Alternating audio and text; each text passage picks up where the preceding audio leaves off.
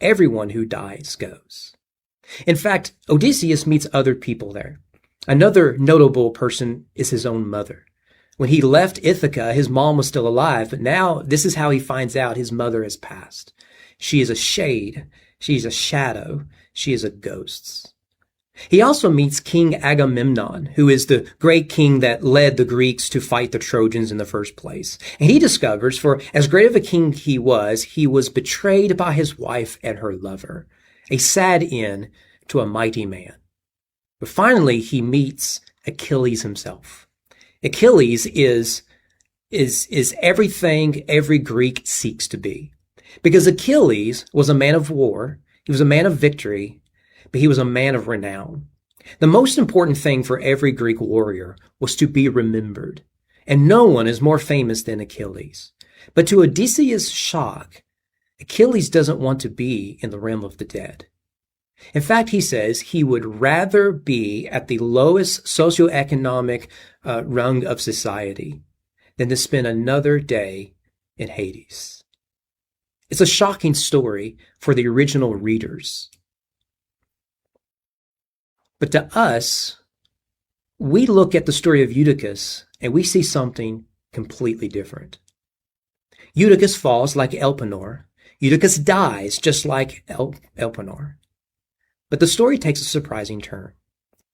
This is one of the last stories of resurrections, or really resuscitations, we get in the New Testament. There have been several before then, and a few even in the Old Testament.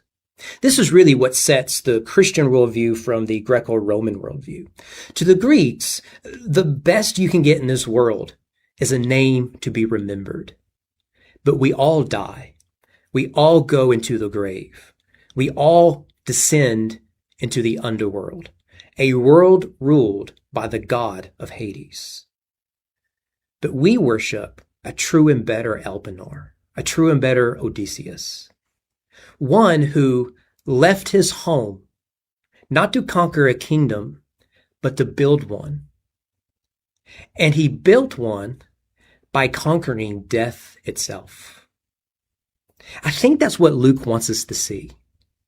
That the Greeks fear death because there's no hope for the dead. But for the Christians, because Christ is risen, Paul can proclaim, "O death, where is your sting? O grave, where is your victory?" So we, on this end of the grave, we have nothing to fear. Or as Luke put it, as he says, the youth went away alive, and the church was not a little comforted. That's the good news of the gospel. No matter what life may throw at us, no matter what difficulties we may face, Christ is risen. He is risen indeed. We worship the one who has conquered the grave, one who is the true and greater Odysseus.